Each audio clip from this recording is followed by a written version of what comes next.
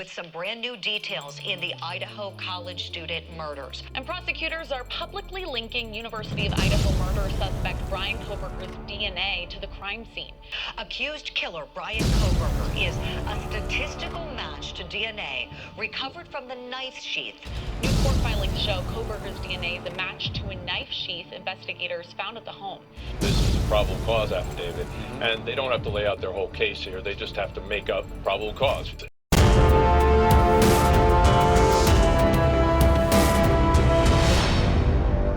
This is Reporter Room with Jessica Della Davies. Everything I'm sharing with you is my opinion, and opinions are not facts. This video is for educational and entertainment purposes only, so please subscribe, hit the notification bell, and give this video a thumbs up so I know you are here. We are learning what is at the heart of why the defense is so upset with the prosecution. It's about the DNA samples and the grand jury selection process. We have a lot to get into.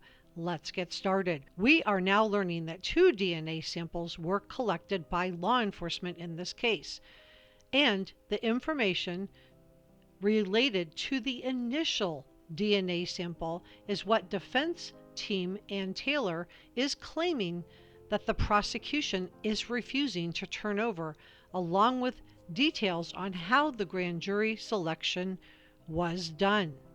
So law enforcement previously said they had obtained DNA from the knife sheath and matched it to DNA from Michael Kohberger, that's Bryan's father, and that this DNA sample was found in the trash outside Bryan's parents' Albrightsville, Pennsylvania home. Then law enforcement reportedly contacted a private lab to develop a DNA profile. This was using genealogy. This step was taken after law enforcement could not locate a match to the profile found in the Combined DNA Index System, or in CODIS. CODIS contains profiles of known felons. So how does genetic genealogy solve crimes? Genetic genealogy works with investigators to narrow down the suspects based on factors like their, quote, presumed age and where they were living at the time of the crimes. But the leads they generate are just that, leads.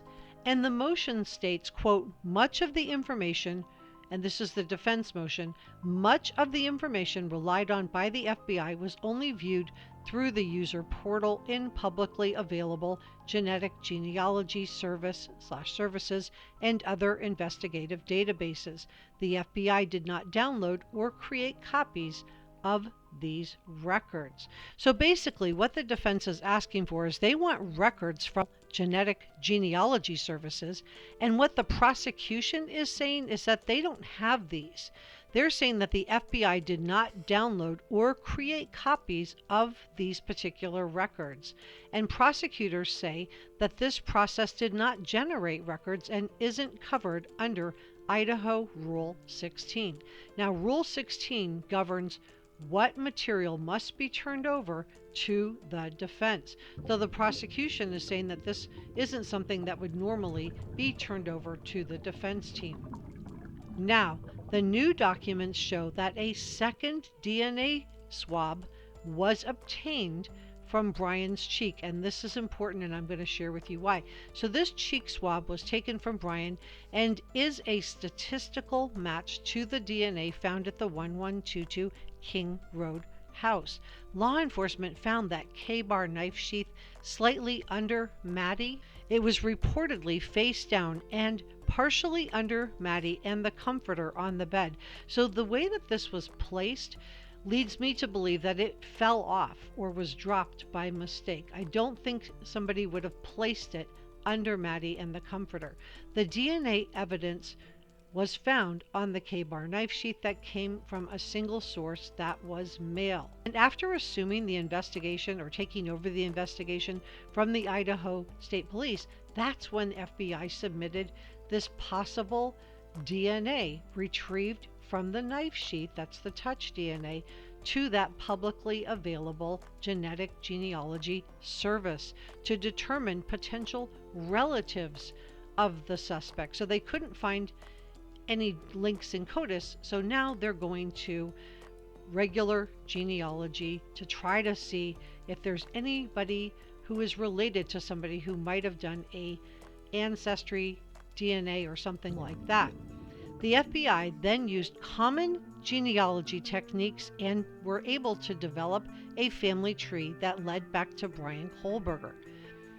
And this is used to help find a suspect, but the second DNA collection is really what's important here. So law enforcement previously said they obtained DNA from the knife sheath. They matched it to DNA from Michael Kohberger found in the garbage outside the family's home in Albrightsville, Pennsylvania, and now new court documents show a match directly from the cheek swab taken from Bryan.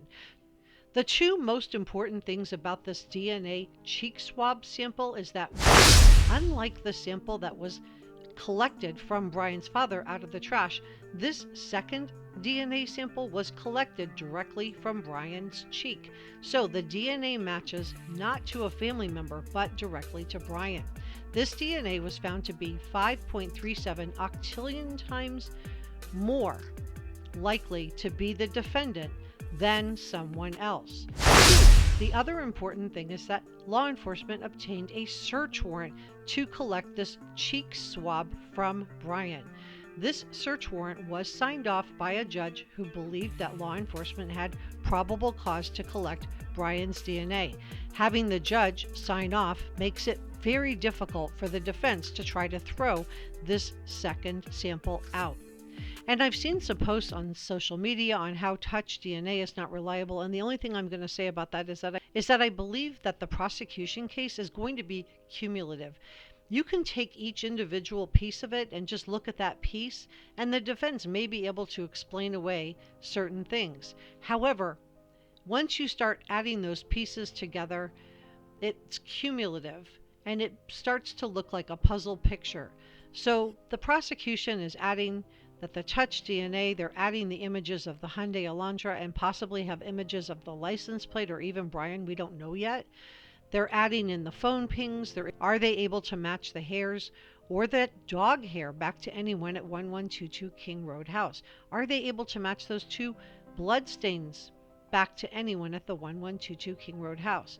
If the prosecution is able to put these pieces together, they will have a very effective case, in my opinion. And everything I'm sharing is my opinion, and opinions are not facts. Now, the defense team is being led by Ann Taylor, and she is going to work hard to poke holes in everything. That is her job. So they're going to poke holes in everything about how the DNA was collected.